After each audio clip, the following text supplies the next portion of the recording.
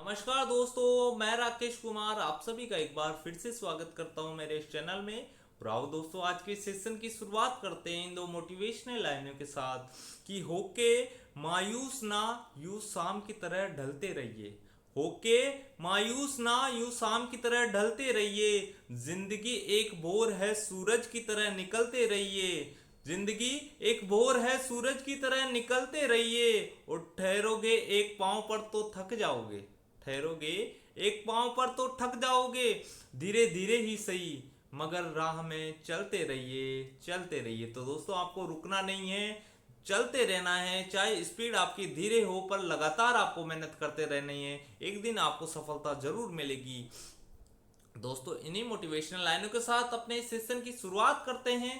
और हम आज पढ़ते हैं जो पटवारी का पेपर हुआ था 2013 में, उसके सभी प्रश्नों को आज हम हल करेंगे। दोस्तों, मैंने मैथ और रीजनिंग के प्रश्न और जो करंट के हैं उन करंट के प्रश्न तो मैंने स्किप कर दिए हैं, क्योंकि करंट के प्रश्न आपके लिए इंपॉर्टेंट नहीं है। आप नॉलेज के लिए आप वो जान सकते हो, अन्यथा एग्जाम की दृष्टि से वो इंपॉर्टेंट नहीं है आपके लिए। मैथ के प्रश्नों और रीजनिंग के प्रश्नों के लिए मैंने अलग से एक वीडियो बनाकर अपलोड कर दिया है। दोस्तों, अगर आपने अभी तक वो वीडियो नहीं देखा है तो प्लेलिस्ट से जाकर आप वो वीडियो देख सकते हो, जिससे कि आपको आसानी से मैंने बहुत ही शानदार शानदार ट्रिक के माध्यम से वो प्रश्न हल करवा रखे हैं।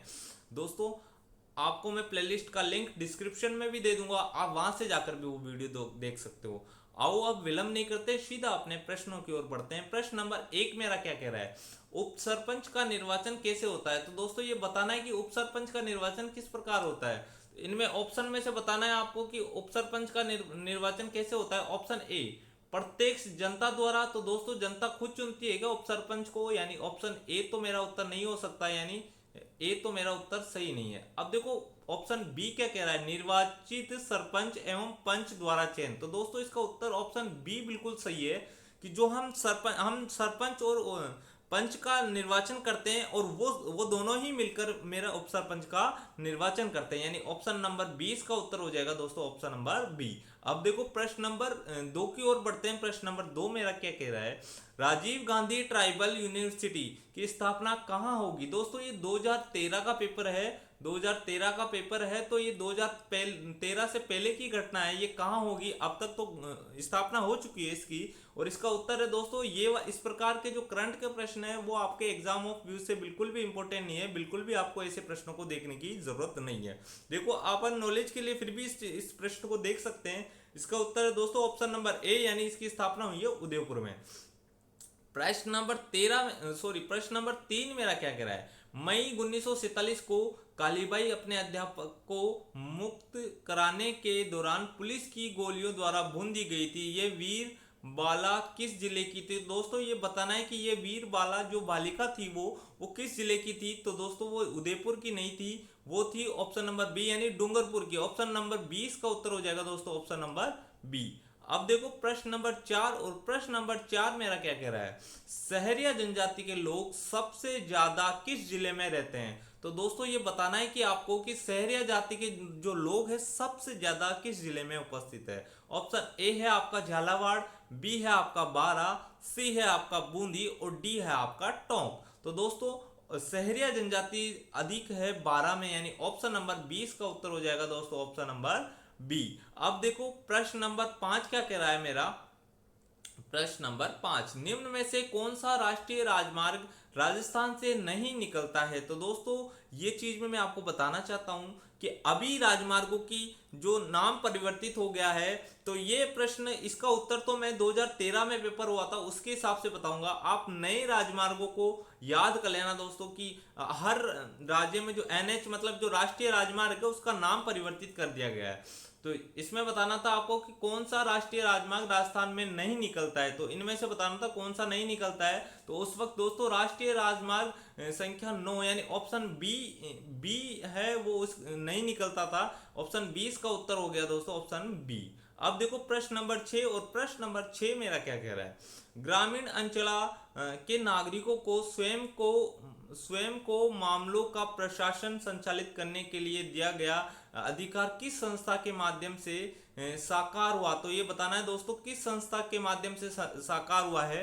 तो ऑप्शन ए आपका तहसील कार्यालय ये उत्तर नहीं है मेरा, रसद विभाग ये भी उत्तर नहीं है मेरा, ग्राम पंचायत ऑप्शन नंबर सी इसका उत्तर हो जाएगा दोस्तों। ग्राम पंचायत होती है जो नागरिकों को स्वयं को मामलों का प्रशासक संचालन, मतलब अपना जो ग्रामीण परिवेश में जो लोग रहते हैं उनका प्रशासक संचालित करने के लिए जो अपन चुनते हैं वो मतलब अधिकार किस संस्था के माध्यम से दिया जाता है, तो वो संस्था होती है दोस्तों ग्राम पंचायत, वो संस्था होती है जो उनको वो अधिकार देती है। अब देखो प्रश्न नंबर 7 की ओर बढ़ते हैं अपन। प्रश्न नंबर 7 मेरा क्या कह रहा है, राजस्थान के राजस्व मंत्री कौन है दोस्तों? ये 2013 की बात है और अभी अगर आप इसको स्किप भी कर सकते हो। 2013 में कौन थे दोस्तों? 2013 में थे श्री हेमाराम चौधरी। और दोस्तों आपको कमेंट बॉक्स में कमेंट करना है कि वर्तमान में कौन है, राजस्व मंत्री कौन है, ये आपको कमेंट बॉक्स में बताना है। प्रश्न नंबर 8 मेरा क्या कह रहा है, नवीन व्यवस्था में जिलाधीश जिला ग्रामीण विकास अभिकरण का क्या होता है दोस्तों? ऑप्शन ए अध्यक्ष है, सचिव है, उपाध्यक्ष या कार्यकारी निदेशक है। तो दोस्तों इसका उत्तर सही उत्तर है ऑप्शन नंबर ए, यानी कि जो जिलाधीश होता है वो ग्रामीण विकास अभिकरण का अध्यक्ष होता है, यानी ऑप्शन नंबर ए इसका उत्तर हो जाएगा दोस्तों, ऑप्शन नंबर ए। अब देखो प्रश्न नंबर 9 और प्रश्न नंबर 9 मेरा क्या कह रहा है, संविधान के कौन से 2 अनुच्छेदों के तहत राज्यसभा के 2 विशेषाधिकार प्राप्त है? तो दोस्तों बताना है कौन कौन से अनुच्छेद है वो जो विशेषाधिकार देते हैं। ऑप्शन ए अनुच्छेद 230 और 248, ऑप्शन बी अनुच्छेद 245 तथा 300, ऑप्शन सी अनुच्छेद 249 तथा 312, ऑप्शन डी अनुच्छेद 248 तथा 302। तो दोस्तों इनमें किसमें दिया गया है वो विशेष अधिकार? तो ये है अनुच्छेद 249 तथा 312, यानी ऑप्शन नंबर सी इसका उत्तर हो जाएगा दोस्तों, ऑप्शन नंबर सी। अब देखो हम बढ़ते हैं प्रश्न नंबर 10 और प्रश्न नंबर 10 मेरा क्या कह रहा है कि राज्य सरकार की कार्यविधि संविधान के किस अनुच्छेद के प्रावधानों के अनुसार होती है? तो दोस्तों राज्य सरकार जो कार्य करती है उसकी वो विधि होती है वो किस अनुच्छेद में है उसका उल्लेख, तो ये बताना है आपको। ऑप्शन नंबर ए कह रहा है अनुच्छेद 149, ऑप्शन बी कह रहा है अनुच्छेद 150, ऑप्शन सी अनुच्छेद 166, ऑप्शन डी अनुच्छेद 170। तो दोस्तों ये जो प्रावधान है वो है अनुच्छेद 166, यानी ऑप्शन नंबर सी इसका सही उत्तर हो जाएगा, ऑप्शन नंबर सी। अब देखो प्रश्न नंबर 11 और प्रश्न नंबर 11 मेरा क्या कह रहा है, अंतरराष्ट्रीय शांति को बढ़ावा देने वाले नीति निर्देशक सिद्धांत का उल्लेख संविधान के किस अनुच्छेद में वर्णित है? दोस्तों ये नीति निर्देशक से संबंधित अनुच्छेद आपको याद रखने हैं। नीति निर्देशक तत्व है जो वो कौन से अनुच्छेद में है दोस्तों? ये अनुच्छेद 6 से 36 से 51 में है। तो दोस्तों आपको ये सब याद रखने की, अनुच्छेद 36 में क्या है, 37 में क्या है, ऐसे आपको 51 तक सब याद रखना है।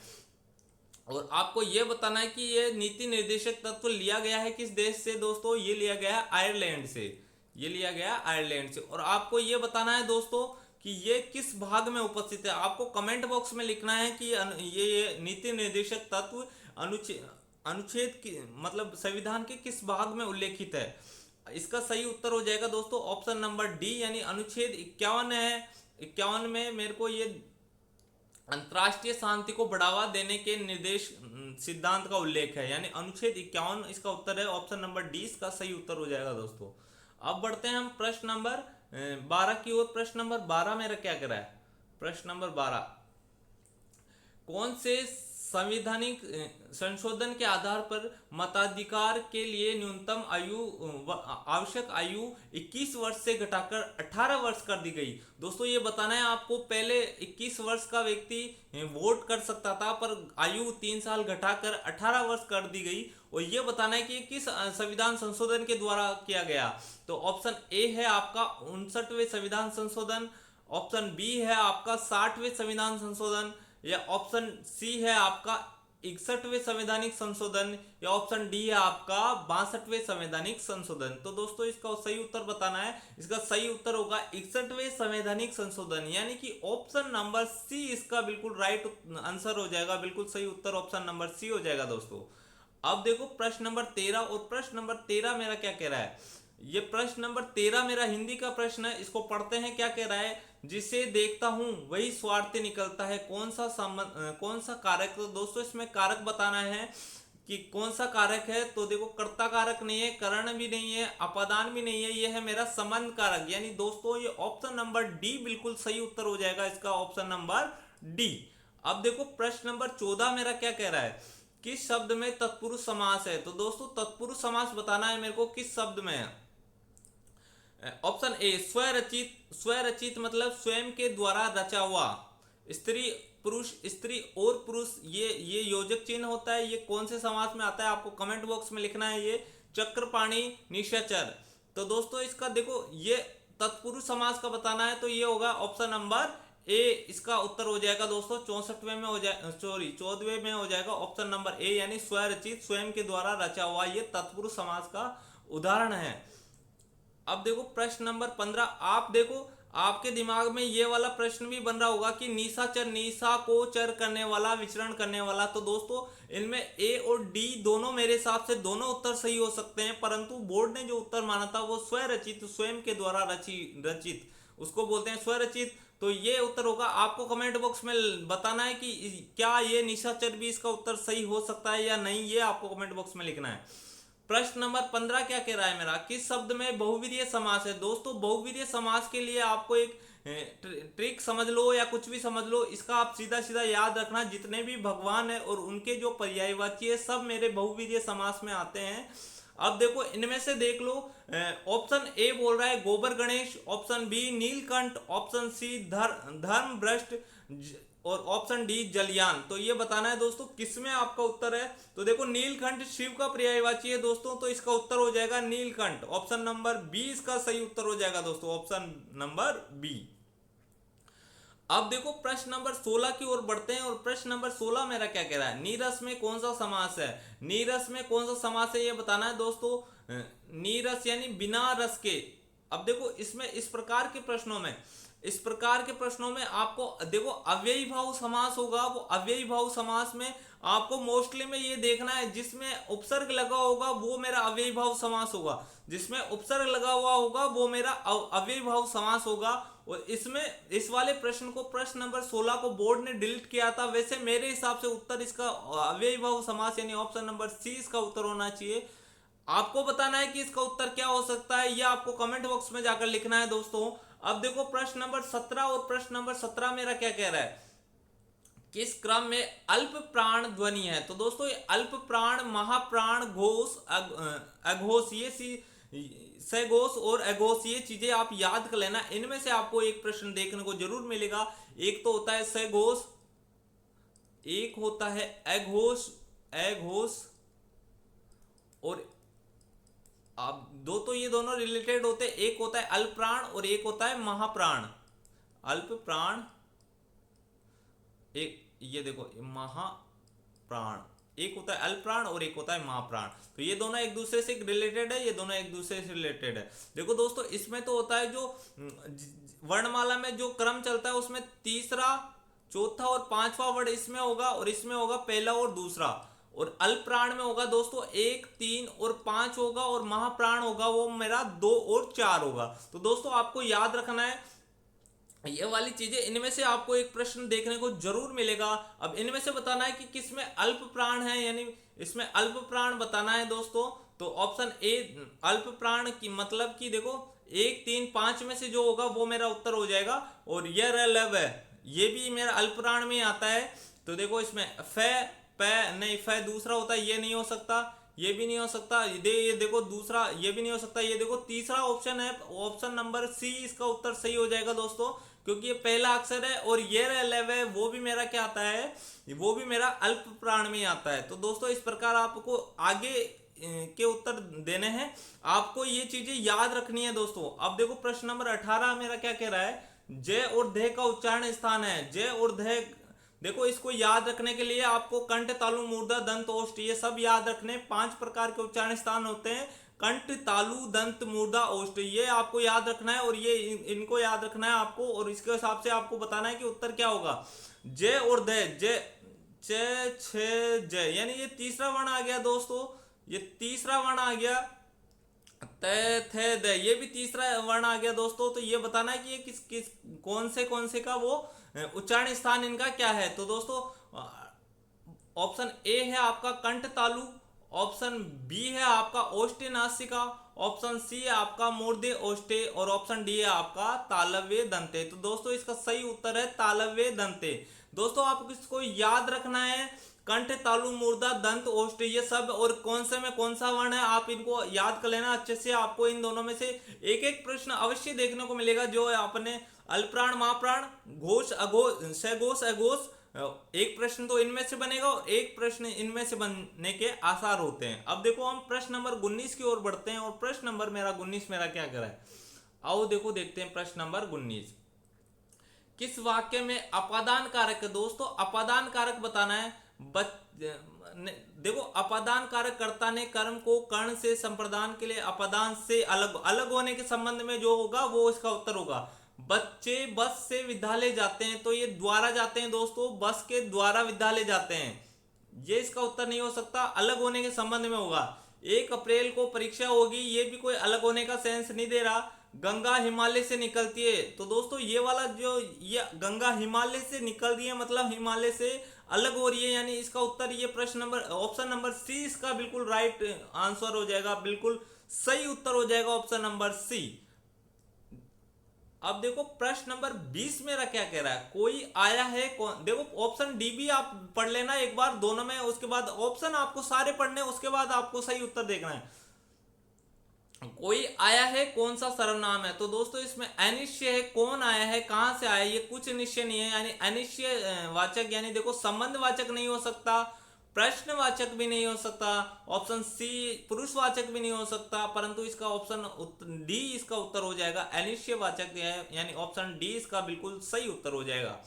अब देखो प्रश्न नंबर 21, सर्वनामिक विशेषण किस वाक्य में है? तो दोस्तों सर्वनाम की जो विशेषता बता रहे हैं वो किसके अंदर बता रहे हैं, मुझे खाने के लिए दो, वह बहुत होशियार है, वह गीत गा रही है थी, राम 1 किलो दूध पी गया। तो दोस्तों इसका ऑप्शन नंबर बी इसका बिल्कुल सही उत्तर होना चाहिए।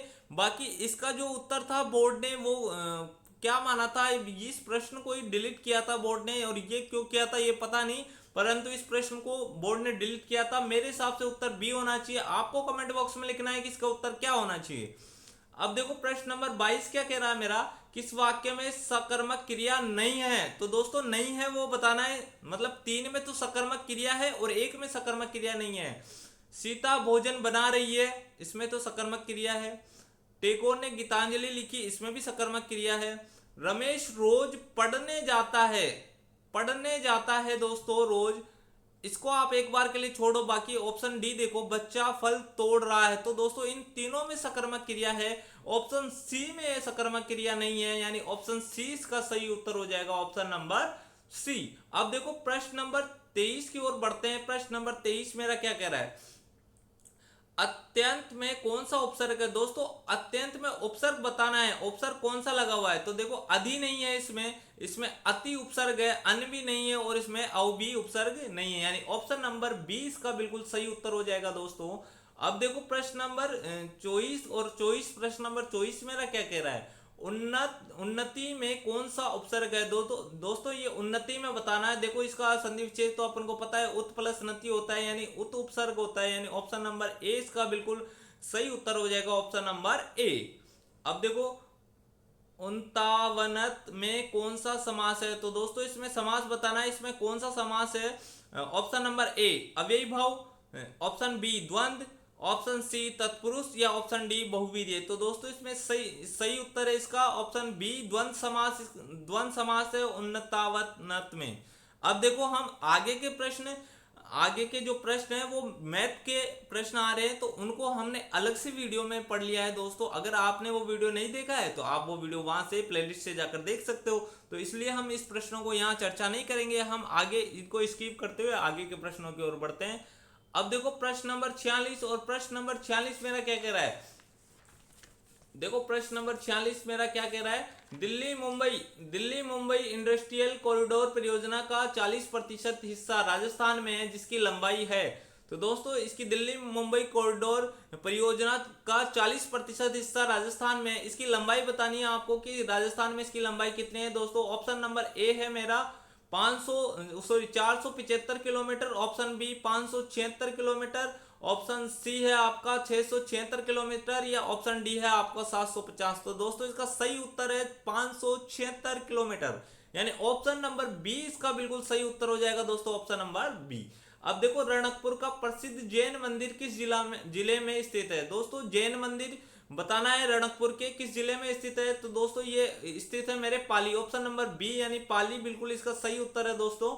ऑप्शन प्रश्न नंबर 48 मेरा क्या कह रहा है, कुंभलगढ़ का किला किस जिले में स्थित है। दोस्तों ये बताना है कि कुंभलगढ़ का किला किस जिले में स्थित है। और ये वाला प्रश्न तो सबसे इजी प्रश्न है और ये सबको ही पता है कि उदयपुर में भी नहीं है और चित्तौड़गढ़ में भी नहीं है, ये उपस्थित है मेरा ऑप्शन नंबर सी, यानी कि ये राजसमंद में उपस्थित है।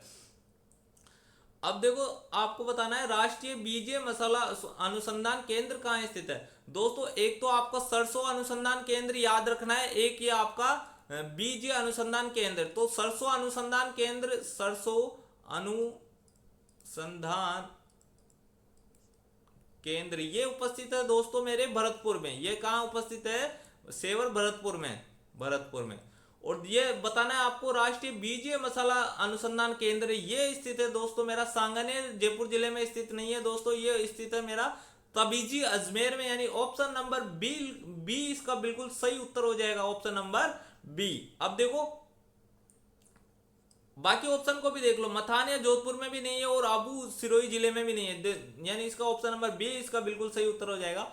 अब प्रश्न नंबर 50 की ओर बढ़ते हैं। प्रश्न नंबर 50 मेरा क्या कह रहा है, राज्य सरकार ने निर्माण श्रमिक की दुर्घटनाओं में मृत्यु होने पर सहायता राशि 75,000 से बढ़ाकर कितनी कर दी। दोस्तों ये 2013 की पूछ रहा है कि 2013 में 75,000 से बढ़ाकर कितनी करी गई थी।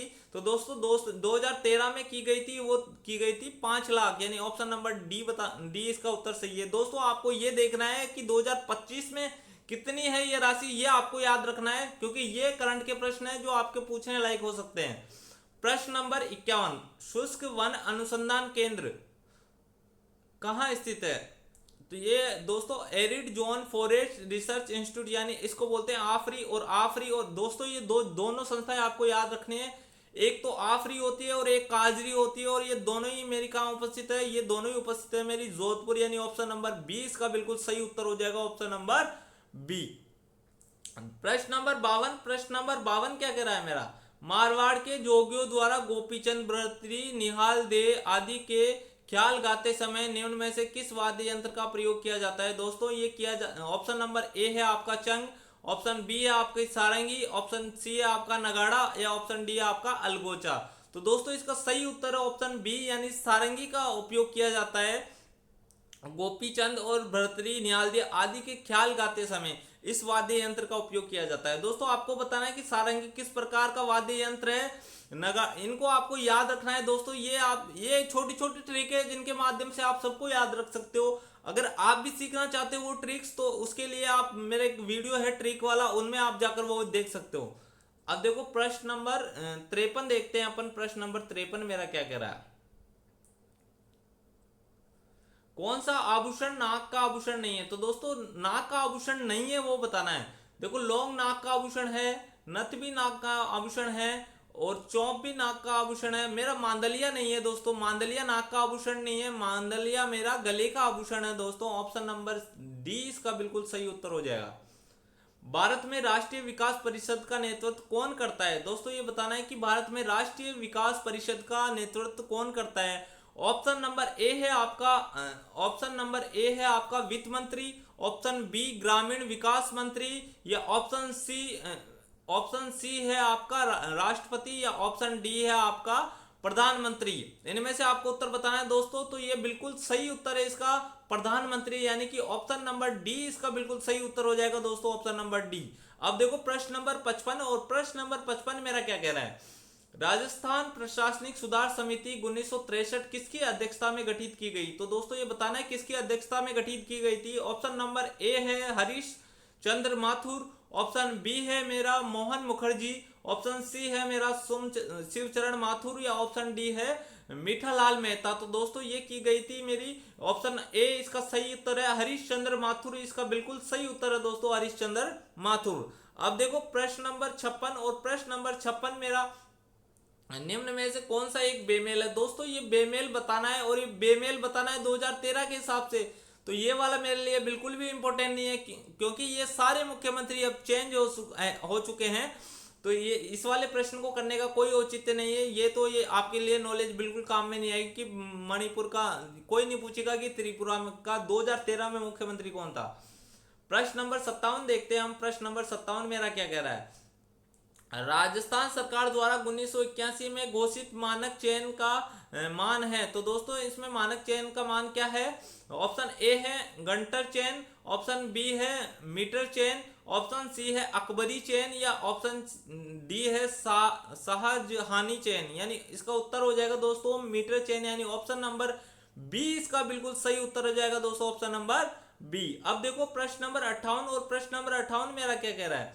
कौन सा रात्रि का पर्यायवाची नहीं है? दोस्तों जो रात्रि का पर्यायवाची नहीं है वो बताना है। यानी 3 तो मेरे रात्रि के पर्यायवाची हैं और एक मेरा रात्रि का पर्यायवाची नहीं है, वो बताना है कौन सा नहीं है। ऑप्शन ए है मेरा शरणदा, ये तो रात्रि का पर्यायवाची है। दोसा दोस्तों ये रात्रि का पर्यायवाची नहीं है।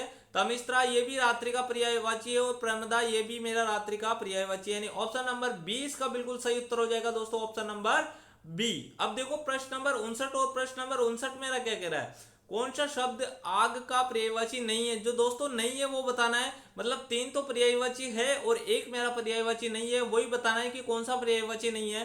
त्रिधामा तो आग का पर्यायवाची होता है दोस्तों, आहूत मेरा आग का पर्यायवाची नहीं होता, अनल भी आग का पर्यायवाची होता है, और लोहिताश्व भी आग का पर्यायवाची होता है। तो इसका बिल्कुल सही उत्तर हो जाएगा दोस्तों, ऑप्शन नंबर बी। अब देखो प्रश्न नंबर 60, और प्रश्न नंबर 60 मेरा क्या कह रहा है? किस क्रमांक का शुद्ध है, यानी शुद्ध जो शब्द लिखा हुआ है वो बताना है। विनिर्दिष्ट दोस्तों ये तो बिल्कुल सही लग नहीं रहा मेरे को, विनिर्दिष्ट ये भी नहीं है, ये ऑप्शन नंबर सी बिल्कुल सही उत्तर है दोस्तों, विनिर्दिष्ट। ठीक है, ऑप्शन नंबर सी बिल्कुल सही उत्तर है इसका। अब हम बढ़ते हैं प्रश्न नंबर 61 की ओर। प्रश्न नंबर 61 क्या कह रहा है मेरा? देखो दोस्तों इन वीडियो का उद्देश्य ये नहीं है कि आप ये एग्जाम में बिल्कुल ये का ये पेपर ही छप जाएगा। आपको मैक्सिमम प्रश्न इनमें से देखने को मिल जाएंगे, और आपको पेपर का लेवल पता पड़ेगा कि किस प्रकार 13 में पेपर आया, उसके बाद 16 में किस प्रकार अपग्रेड हो गया, 16 के बाद 21 में किस प्रकार अपग्रेड हुआ, और अब क्या चांसेस बनते हैं। आप इनके माध्यम से अनुमान लगा सकते हैं। इन सब पेपर का आप एनालाइज करो कि किस प्रकार के प्रश्न तो हर पेपर में पूछे जा रहे हैं, और किस प्रकार पेपर में प्रश्नों का लेवल बढ़ रहा है। तो दोस्तों ये पेपर आपके लिए बहुत ज्यादा उपयोगी होने वाले हैं, और ना सिर्फ ये पटवारी में, ये वीडियो ग्रुप डी वगैरह जो 4th ग्रेड वगैरह निकली हुई है उनमें सब में ये राजस्थान जीके के प्रश्न आएंगे, और सभी के लिए ये उपयोगी है दोस्तों। अब देखो प्रश्न नंबर 61 क्या कह रहा है मेरा? किस क्रमांक का शब्द शुद्ध शब्द बताना है दोस्तों, इनमें से कौन सा शुद्ध शब्द है?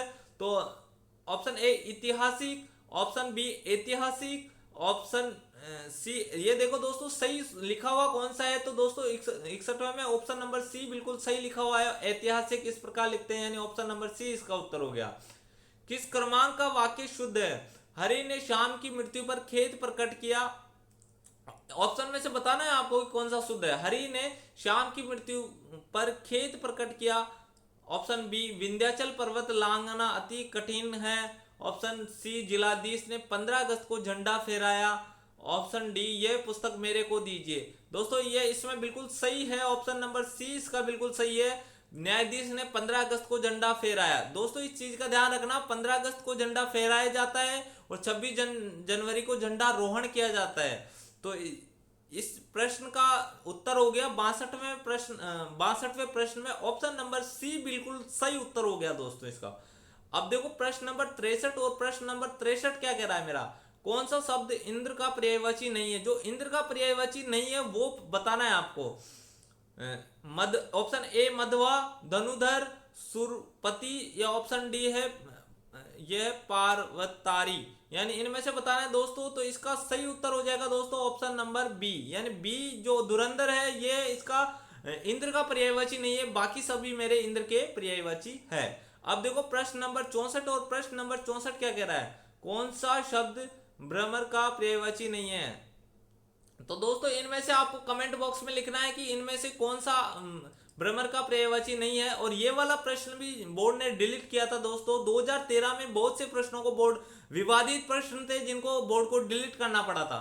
अब देखो प्रश्न नंबर 65 और प्रश्न नंबर 65 क्या कह रहा है, किस क्रम में मंदिरा और मदिरा शब्द युग्म का सही अर्थ भेद है। दोस्तों देखो, मदिरा का मतलब मेरा शराब होता है, यानी शराब जो बाद में शराब हो, वो मेरा बिल्कुल सही उत्तर हो जाएगा। यानी देखो ये ऑप्शन नंबर ए में दे रखा है, ये शराब यहाँ पे दे रखा है और बाकी में तो कोई दे ही नहीं रखा है, यानी ऑप्शन नंबर ए बिल्कुल इसका सही उत्तर हो जाएगा। अब देखो प्रश्न नंबर 66, किस क्रम में नीरज और नीरूज शब्द का सही अर्थ भेद है। तो किस क्रम में है दोस्तों, तो देखो नीरज मतलब तो होता है कमल और नीरूज यानी होता है रोग रहित। तो दोस्त ऑप्शन नंबर ए इसका बिल्कुल सही उत्तर हो जाएगा दोस्तों, ऑप्शन नंबर ए। अब देखो बढ़ते हैं प्रश्न नंबर 67 की ओर। प्रश्न नंबर 67 क्या कह रहा है, किस क्रमांक का शब्द शुद्ध है। तो शुद्ध वाला शब्द बताना है दोस्तों इनमें से आपको कि शुद्ध शब्द किस में है। तो प्रतिनिधि ये सही नहीं है, प्रतिनिधि ये भी सही नहीं। ऑप्शन नंबर सी इसका बिल्कुल सही उत्तर हो जाएगा दोस्तों, प्रतिनिधि। ऑप्शन नंबर सी बिल्कुल सही उत्तर हो जाएगा। अब देखो प्रश्न नंबर 68 और प्रश्न नंबर 68 क्या कह रहा है मेरा, किस क्रमांक में असन या असनी शब्द युग्म का सही अर्थभेद है। तो दोस्तों किसमें सही अर्थभेद है, आहार और विहार ये सही नहीं है मेरा, अभाव और स्वभाव ये भी सही नहीं है मेरा, ऑप्शन सी वस्त्र और उपहार ये भी सही नहीं है मेरा, ऑप्शन डी भोजन और बिजली। तो दोस्तों ये बिल्कुल सही उत्तर है इसका, ऑप्शन डी इसका बिल्कुल सही उत्तर है। अब देखो प्रश्न नंबर 69 क्या कह रहा है, किस कहावत का अर्थ है अधिक परिश्रम से कम लाभ होना। यानी इनमें से बताना है कौन सी कहावत है, उसका अर्थ आपको ये हो रहा है कि परिश्रम तो अधिक किया पर लाभ कम हुआ। खून पसीना एक करना ये नहीं है, ऊंची दुकान फीके पकवान, यानी देखो इनमें से आपको जो लग रहा है उनको एक बार छोड़ लो, जो बिल्कुल सही है उस पर फिर आपको लास्ट में टिक करना है। देखो खून पसीना तो बिल्कुल सही नहीं है मेरा, ये एक बार के लिए अपन इसको मान सकते हैं कि ऑप्शन पढ़ते हैं पहले, खोदा पहाड़ निकली चुईया, यानी दोस्तों ऑप्शन नंबर बिल्कुल सी बिल्कुल सही है। ये ऊंची दुकान फीकी पकवान की तुलना में खोदा पहाड़ निकली चुआ ये बिल्कुल ऑप्शन सही होगा। और नाम बड़ा और दर्शन छोटे, यानी ये ऑप्शन डी भी इसका उत्तर नहीं हो सकता। तो दोस्तों ऑप्शन नंबर सी इसका बिल्कुल सही उत्तर हो जाएगा। अब देखो प्रश्न नंबर 70 की ओर बढ़ते हैं। प्रश्न नंबर 70 मेरा क्या कह रहा है दोस्तों, अब आगे के प्रश्न है वो मैथ के प्रश्न है। तो मैथ के प्रश्नों को तो के लिए हमने एक अलग से वीडियो बनाई लिया है, उसमें हम उस वाले वीडियो में हम चर्चा कर लेंगे। तो अब हम प्रश्न नंबर 125 से जो आगे के प्रश्न हैं उनको देखते हैं। प्रश्न नंबर 125 से आगे के प्रश्न क्या कह रहा है मेरा, जय सिंह दित्ते ने जंतर मंतर निम्न में से किस शहर में जंतर मंतर निम्न में से किस शहर में नहीं बनवाया। तो दोस्तों ये बताना है कि जंतर मंतर किस में नहीं बनाया है दोस्तों। तो ये जयपुर में बनवाया है, जयपुर में बनवाया है, बनारस में भी बनवाया है और मथुरा में भी बनाया है। तो दोस्तों ये इसका सही उत्तर हो जाएगा ऑप्शन नंबर डी, यानी डी यानी अयोध्या में जंतर मंतर नहीं है, बाकी हर जगह मेरा जंतर मंतर उपस्थित है, यानी इसका ऑप्शन नंबर डी इसका बिल्कुल सही उत्तर हो जाएगा। अब देखो प्रश्न नंबर 126 और प्रश्न नंबर 126 क्या कह रहा है मेरा, चित्तौड़ दुर्ग में स्थित कीर्ति स्तंभ किसको समर्पित है। तो दोस्तों ये बताना है कि कीर्ति स्तंभ किसको समर्पित है। तो दोस्तों ये इसका उत्तर क्या है, ये मेरा जैन तीर्थकर आदिनाथ, यानी ऑप्शन नंबर ए ही इसका बिल्कुल सही उत्तर हो जाएगा दोस्तों। ये बाकी ऑप्शन को पढ़ लो, महावीर स्वामी नहीं है, राणा सांगा नहीं है, राणा कुंभा नहीं है दोस्तों, ये राणा कुंभा भी नहीं है। आप देखना कंफ्यूज है ना, इसमें पूछा क्या है उसके हिसाब से आपको उत्तर देना है। प्रश्न नंबर 27 और प्रश्न नंबर 27 क्या मेरा है, खाटू श्याम जी का मंदिर किस जिले में है। दोस्तों ये सभी को आता है ये प्रश्न, झुंझुनू में नहीं है, ये है मेरा सीकर, यानी ऑप्शन नंबर 20 का सही उत्तर हो जाएगा। दोस्तों मेरा उद्देश्य ये नहीं है कि बिल्कुल सही प्रश्न, बिल्कुल सरल प्रश्न आपको कराऊं या बिल्कुल कठिन प्रश्न आपको कराऊं। जो पेपर में आया था वो चीज मैंने आपको एक्चुअल में दिखाई है कि आपको पता पड़ेगा कि किस प्रकार का पेपर है। इस पूरे पेपर को आपको एक साथ देखना है, एक बार में। ऐसा नहीं कि 10 मिनट देखा फिर बाद में देखा, ऐसा नहीं करना, एक ही बार में सारा पेपर देखना है। आपको सिटिंग कैपेसिटी बढ़ानी है, आपकी बैठने की क्षमता बढ़ानी है, आपको पेपर में 3 घंटे बैठना है। इसलिए प्रश्न नंबर 128 क्या कह रहा है मेरा, किस जिले में कालीबंगा की सभ्यता के अवशेष प्राप्त हुए। तो दोस्तों श्री गंगानगर में, ये ऑप्शन ए श्री गंगा नगर है पर गंगानगर में प्राप्त हुई है, ऑप्शन बी इसका बिल्कुल सही उत्तर हो जाएगा। हनुमानगढ़ में कालीबंगा के अवशेष प्राप्त हुए हैं। अब देखो प्रश्न नंबर 129 और प्रश्न नंबर 129 क्या कह रहा है मेरा, पानीपत का तीसरा युद्ध 1761 किसके बीच हुआ। मराठा एवं अंग्रेजों के बीच नहीं हुआ दोस्तों, ये मराठा एवं अहमद शाह अब्दाली के मध्य। तो दोस्तों बिल्कुल सही उत्तर है इसका ऑप्शन नंबर बी, मराठा एवं अहमद शाह अब्दाली के मध्य ये युद्ध हुआ था। मराठा एवं राजपूतों के मध्य भी नहीं हुआ और मराठा एवं सिखों के मध्य भी नहीं हुआ। ऑप्शन नंबर बी इसका बिल्कुल सही उत्तर है दोस्तों। अब देखो, भारतीय राष्ट्रीय कांग्रेस इंडियन नेशनल कांग्रेस की स्थापना किसने की थी दोस्तों? तो प्रश्न नंबर 130 में बताना है कि किसने राष्ट्रीय कांग्रेस की स्थापना की थी। ऑप्शन ए है महात्मा गांधी, महात्मा गांधी ने नहीं की दोस्तों। ऑप्शन बी है मेरा सुरेंद्र नाथ बनर्जी, बनर्जी ने भी नहीं की। ऑप्शन सी है मेरा जवाहरलाल नेहरू। दोस्तों ये इस चीज का ध्यान रखना, ये पहले प्रधानमंत्री थे, इन्होंने कांग्रेस की स्थापना नहीं की थी। कांग्रेस की स्थापना की थी M.O. ह्यूमन ने, यानी ऑप्शन नंबर डी इसका बिल्कुल सही उत्तर हो जाएगा, ऑप्शन नंबर डी। अब देखो प्रश्न नंबर 161 क्या कह रहा है मेरा, प्रश्न नंबर 131 क्या कह रहा है, प्रश्न नंबर 131 को देखते हैं। राणा सांगा और बाबर के मध्य खानवा का युद्ध किस वर्ष में हुआ था? तो दोस्तों 1526 में नहीं हुआ था, ये हुआ था 1527 में, यानी ऑप्शन नंबर 20 का बिल्कुल सही उत्तर हो जाएगा दोस्तों, ऑप्शन नंबर बी। अब देखो प्रश्न नंबर 132 क्या कह रहा है मेरा, भारत छोड़ो आंदोलन कब प्रारंभ हुआ था? तो दोस्तों उसकी डेट बताने की, कब प्रारंभ हुआ था। ऑप्शन नंबर ए 9 अगस्त 1940 में, ऑप्शन बी 9 अगस्त 1941 में, ऑप्शन सी 9 अगस्त 1942 में, या ऑप्शन डी 9 अगस्त 1943 में। तो दोस्तों ये हुआ था 1942 में, यानी ऑप्शन नंबर सी इसका बिल्कुल सही उत्तर हो जाएगा दोस्तों, ऑप्शन नंबर सी। अब देखो प्रश्न नंबर 133 की ओर बढ़ते हैं और प्रश्न नंबर 133 क्या कह रहा है मेरा, राजस्थान राज्य का क्षेत्रफल है। तो दोस्तों राजस्थान राज्य का क्षेत्रफल बताना है कि कौन सा है। 3,40,239 वर्ग मीटर नहीं है, 3,41,239 वर्ग मीटर भी नहीं है, 3,42,239 वर्ग मीटर, यानी ऑप्शन नंबर 20 का बिल्कुल सही उत्तर, सॉरी ऑप्शन नंबर सी इसका बिल्कुल सही उत्तर हो जाएगा। प्रश्न नंबर 134 और प्रश्न नंबर 134 क्या कह रहा है मेरा, आओ देखते हैं। राजस्थान सरकार ने कुशल कामगार की न्यूनतम मजदूरी को 1 जनवरी 2013 से बढ़ाने का प्रावधान किया। दोस्तों ये करंट का प्रश्न है, इसको अपन चर्चा नहीं करें तो भी कोई फर्क नहीं पड़ेगा, ये प्रश्न आपको मिलने वाला नहीं है। प्रश्न करंट के लिए आप पढ़ लेना दोस्तों, करंट के प्रश्नों को आपको अच्छे से पढ़ना है, ये करंट के प्रश्न तो आपको मिलेंगे। अब देखो प्रश्न नंबर 135 और प्रश्न नंबर 135 मेरा क्या कह रहा है, पूत संपूता क्यों धन सचे, पूत कपूता क्यों धन सचे से तात्पर्य है। दोस्तों ये बताना इसका तात्पर्य क्या है। सपूत के लिए धन का संचय करना निरर्थक है, पर कपूत के भरण पोषण के लिए धन का संचय करना निरर्थक है। दोस्तों ये उत्तर सही नहीं है, ये देखो ऑप्शन नंबर बी देखो, अब सॉरी ये क्या हो गया,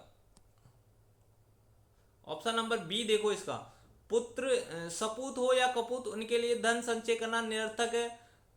ऑप्शन सी है सपूत के लिए धन का संचय करना चाहिए क्योंकि उसका दुरुपयोग नहीं करेगा। ऑप्शन डी है आपका पूत कपूत हो सकता है, पूत कपूत हो या सपूत हो दोनों के लिए क्यों नहीं धन का संचय करना चाहिए। तो दोस्तों इसका बिल्कुल सही उत्तर है ऑप्शन नंबर 20 का बिल्कुल सही उत्तर हो जाएगा, यानी पूत सपूता क्यों धन सचे, पूत कपूता क्यों धन सचे, यानी ये बोल रहा है कि सपूत पुत्र हो या चाहे कपूत पुत्र हो आपको धन का संचय क्यों करना चाहिए, ये निरर्थक है, ये तो करना ही नहीं चाहिए। ऑप्शन नंबर 20 का बिल्कुल सही उत्तर हो जाएगा।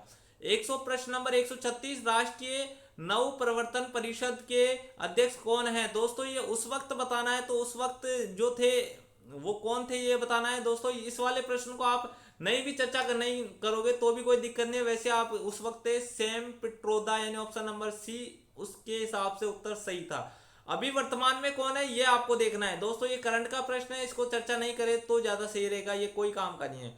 फॉरवर्ड का सही शाब्दिक परिभाषिक शब्द है दोस्तों, फॉरवर्ड का सही परिभाषिक शब्द बताना है आपको।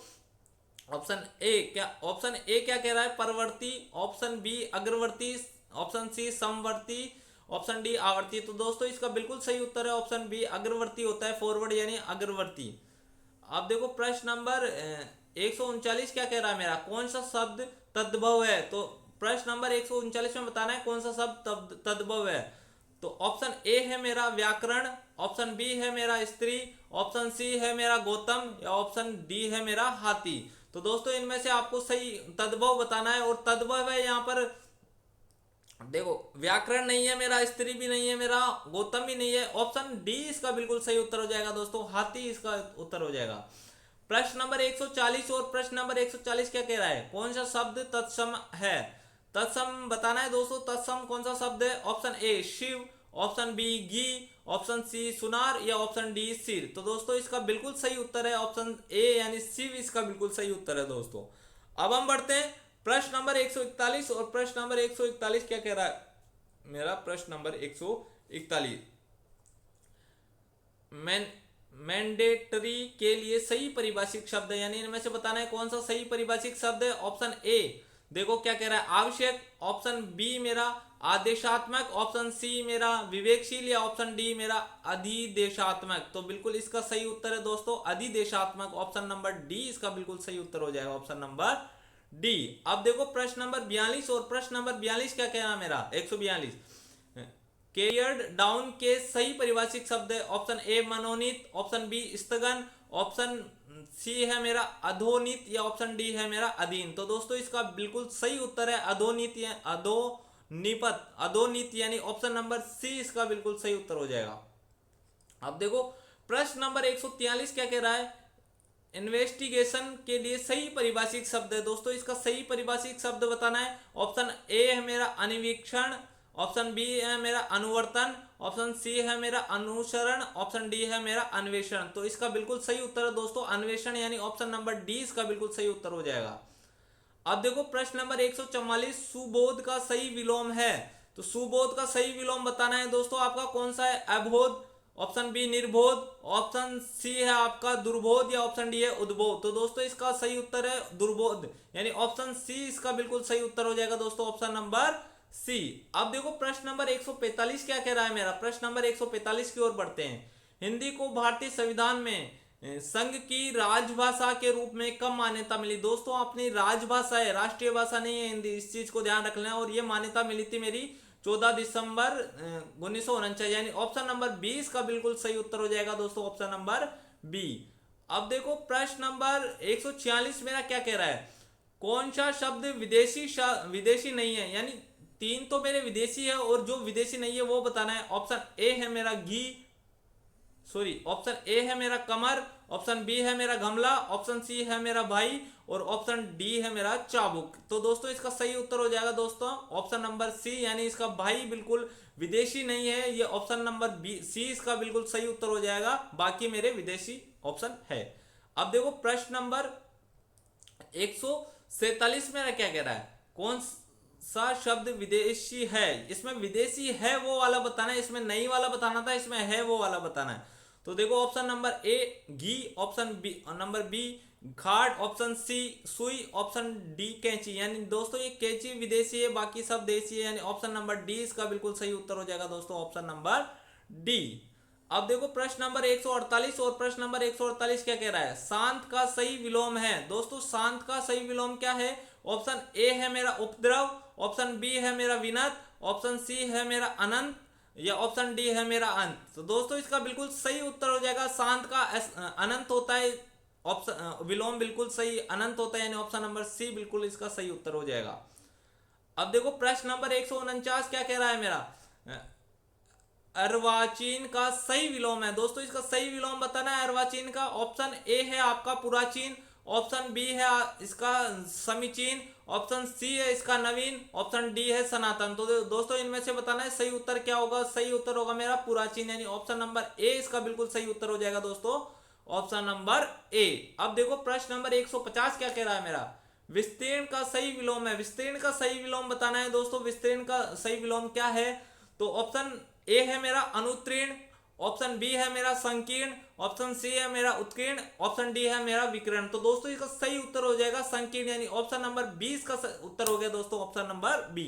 अब देखो दोस्तों इस प्रकार हमने पटवारी के जो 2013 के प्रश्न थे वो सभी प्रश्नों को अपन ने देख लिया है, उनको समझ हल कर लिया है। और बाकी जो मैथ और रीजनिंग के प्रश्न हैं उनके लिए मैंने अलग से वीडियो बनाकर अपलोड कर रखा है। अगर आपने वो नहीं देखा है तो वो प्लेलिस्ट का लिंक मैं डिस्क्रिप्शन में दे दूंगा, आप वहां से जाकर भी वो वीडियो देख सकते हो। और दोस्तों अगर आप ऐसे ही वीडियो देखना चाहते हो तो आप मेरे चैनल को सब्सक्राइब कीजिए, ज्यादा से ज्यादा लोगों को जोड़ने का प्रयास कीजिए, शेयर कीजिए। धन्यवाद दोस्तों, मिलते हैं एक नई क्लास में एक नए वीडियो के साथ।